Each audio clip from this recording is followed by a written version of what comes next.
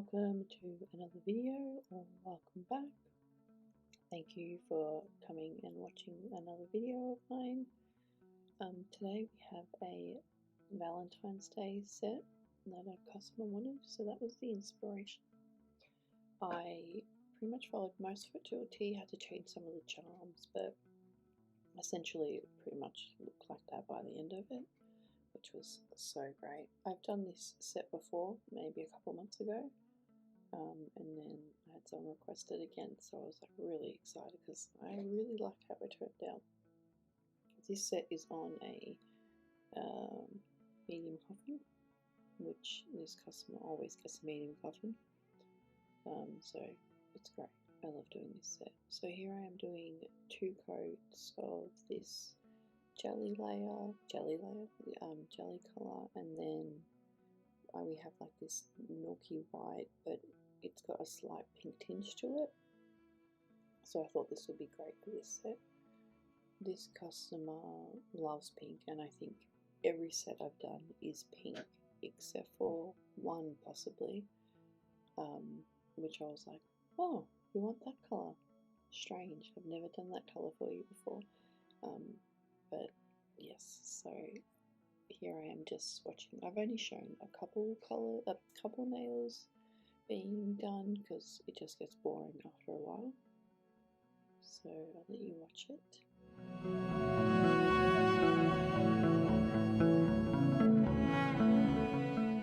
Here I'm going to show you how to get that Aurora look without the airbrush. Like I said in another video, I don't really want an airbrush just because of the health issues that could possibly occur, and I seem to be able to do it this way. So all I do is put a top coat on, a MAC top coat. I would grab a dense brush. This one was a bit too fluffy and the colours were just kind of spreading out. I didn't like the way it looked. And any matte eyeshadow. I haven't tried it with a like satin finish or a shiny one, but I thought let's start with matte. And here I am. I tried about 3 times and I just left it in so you guys can see. So here I'm like doing little patting motions, trying to get the colour to the intensity I want, and then once I get it to the intensity I want, I'll just kind of fan it out. So I used this brush, and then I didn't like it how it was turning out again, so I wiped it off, and then I realised I had a what do they call it, an ombre brush, so they were. I thought I'll try the ombre brush, and it was better because it was more dense. So here I am just putting it down and then kind of patting around it so it blurred out the edges and it wasn't harsh, and this looked way better. So, and it took me maybe, once I got the hang of it, maybe a couple minutes if that per nail. Not much at all. I guess it's not, you know, an airbrush would be, I don't know, maybe 30 seconds, but I rather save my lungs. I think it's hard with the airbrushes because you just see it all over Instagram and TikTok, people using it and people are buying it. I think if you were safe with it and probably used maybe an airbrush gel, I haven't really done that much research on what you could use instead of like the acetone and the gel polish. But I've seen airbrush gels, I just don't know how they work. But each their own. I do really like the way the airbrush looks and kind of sprays out, but I don't know. I guess if you're in a well ventilated area and wearing a proper mask, then yes, maybe, I guess you can. Or if you're using it very sparingly, then maybe. But look, each their own. I'm not shaming anyone because I love the way it looks. I think it just depends on how you use it. And I'm getting totally sidetracked. Here's just another nail of me doing the airbrush, and this one turned out way better than the first one, and I was like, yes! I was like giving happy dances every single time I did it. Because I was like, yes, I finally mastered this. It's been taking me forever to muster. So I'm opening up this huge bag from my last haul, my Temu haul, and here I am just trying to find what I needed. So I needed a pearl heart and I needed a small flower, small heart, and you'll see how it was sort of a fail, but we got there in the end. So here I'm just putting a base coat to protect the aurora nail. Excuse me. And here I'm putting a rhinestone gel, and you'll see I put the heart that I got out of the mix, but it was too big for the pearl around it. It wasn't sitting flat, and I just knew it would flop right off when the customer would be wearing it, so I redid it. I found a little crystal heart, and then I put the pearl on there.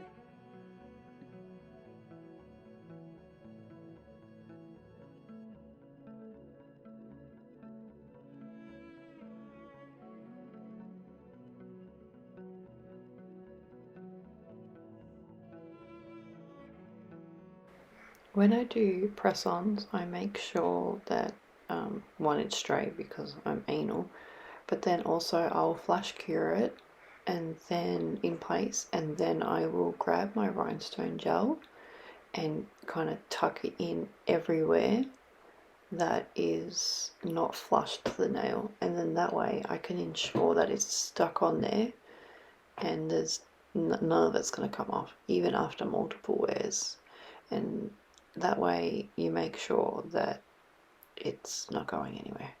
And I will turn it upside down just to make the rhinestone gel go into all the little areas that I might not be able to get with the tip, just to ensure that there's no way of it coming off at all.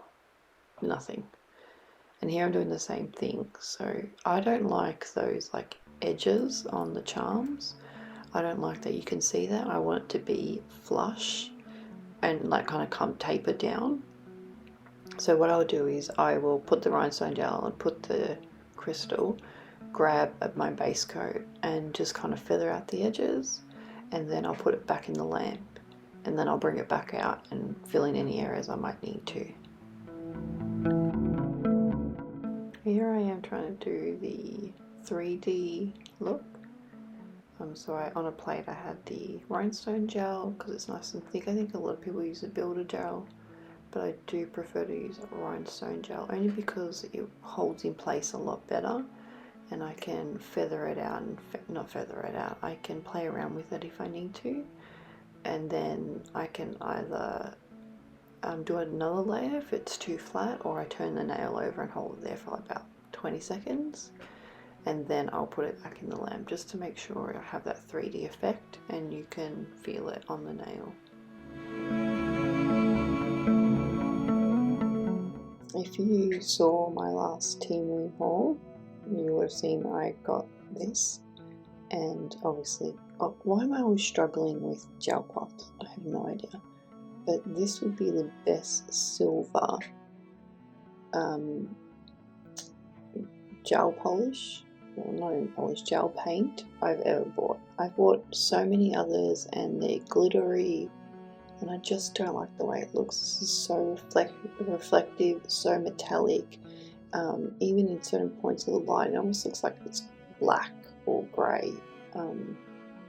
But it is so nice. And when I, like I said in my Temu haul, when I bought it, I was like, oh, it's so wet and watery, and I don't know how I'm gonna like this. But after using it like for 5 minutes, I was like, yes, this is what I've been looking for.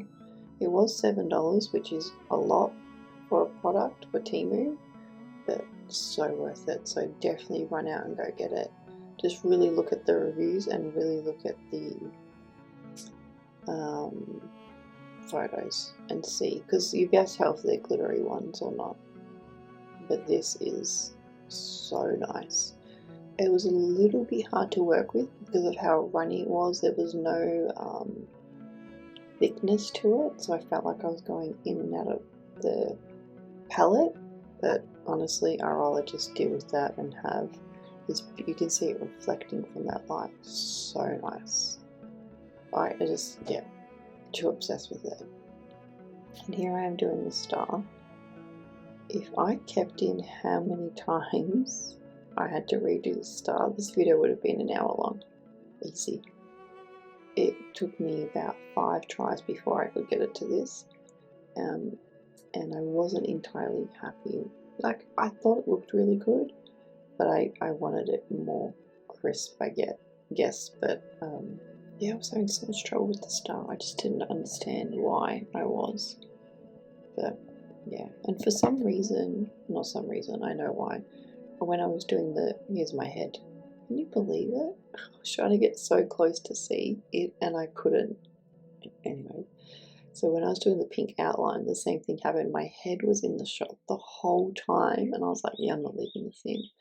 But after this, I cured it and then I put a like baby pink outline on it, which turned out really, really nice.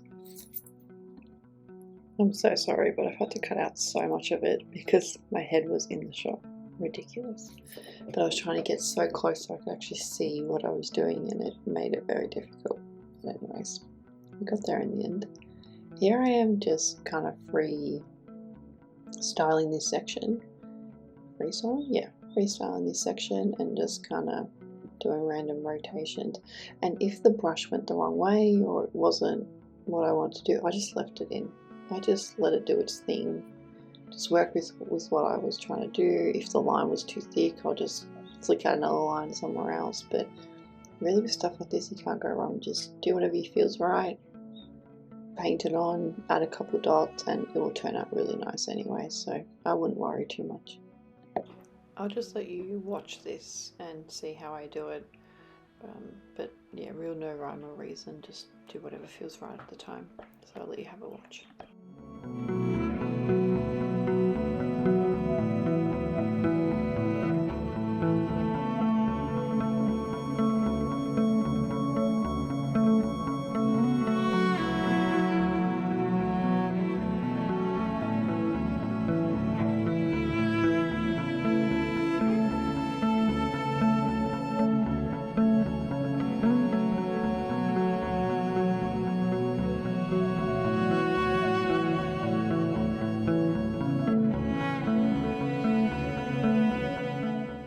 So here I am just putting, excuse me, some stars on either end, and I'm pretty sure a love heart goes in the middle of it, like a crystal love heart.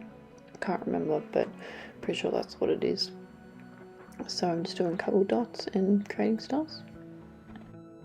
I think sometimes with stars we're like, oh yeah, so easy, but then like the brush has a mind of its own. Sometimes the lines are crisp line, thin, nice, and then other times the brush goes sideways and you're like, really? Is this what we're doing right now? You couldn't just flick the wrist the way I wanted it. Here I am just doing another freestyle kind of chrome design looking thing. And you'll notice up the top I put like too much down. And all I did was, oh yeah, just flick it out that way and flick it out this way, and it worked. It actually turned out pretty nice. I like the way it looked. I think next time I do a design like this, I might add some like more straight lines like through the middle or something. But besides that, I think it looked pretty good.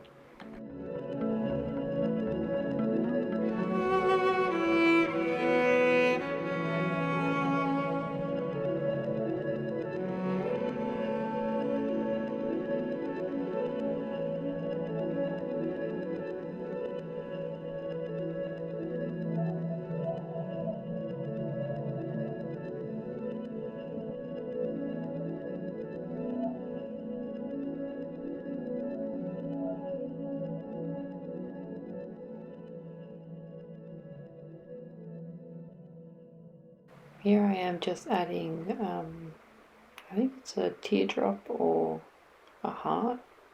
A heart, there we go. to the set. It's like sort of on its side, and I guess you could put the crystal wherever you want. If you had made a small mistake, you could just put the crystal over it to hide it. I don't think it really mattered where it was, but I liked the way it looked. I thought it was really cute. I do have to order some new crystal stars because I've run out.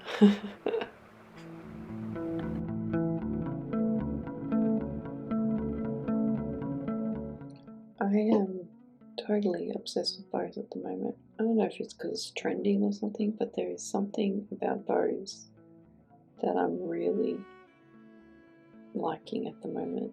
I just think they're very sweet and nice. I don't know. So here I am just drawing the bow and finessing a little bit and making it kind of blow. For some reason I couldn't, anyways, I think I was using the wrong type of brush. There's something about bows lately that I seem to be really obsessed with. I don't know why. Is it just me, or is it because I'm seeing it everywhere? But I want to put a bow on everything. The last couple sets I've done for customers and even myself, I've put a bow on it. I'm like, what? I think they're very feminine. God, I can't say the word. And dainty, and they're just, I think it's really nice. I don't know. I quite like it. I don't know if I've spoken on the channel about what I use to make my press-ons stronger. I can't think of the name, but it's like a flexible builder gel. I don't know what it's called. So it's not as hard and rigid as a kind of traditional builder gel. This has a bit more flex and movement to it, so it kind of moves with the press on a little bit, because I find sometimes builder gel that it makes the nail too hard and too rigid, that if you were to knock it, sometimes it can crack and break, and this way it kind of stops that without losing its strength. I find with the almond shapes, they're probably notorious, and I've bought maybe 6 or 7 brands at being a little bit thinner and more flexible than something like a coffin, which is a little bit more rigid in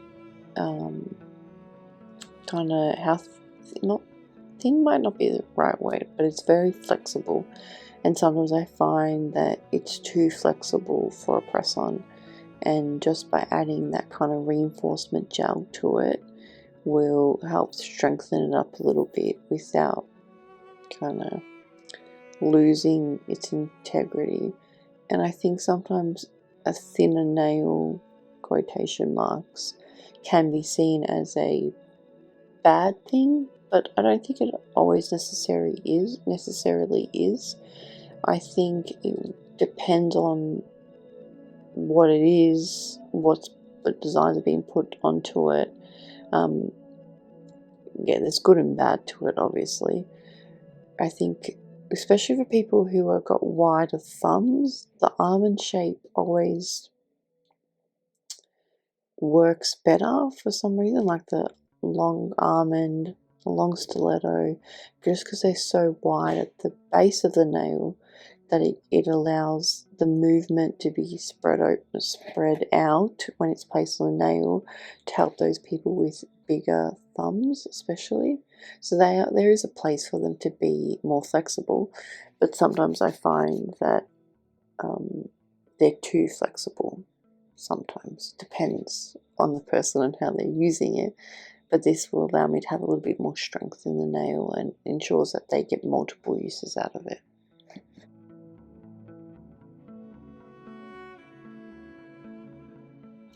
And favorite part, I love finishing off with top coat. Absolutely love it. There is just something about knowing that you are done with this set, it's completed and finished, and that top coat is going to be the glossiest shit you'll ever see. I'm telling you right now.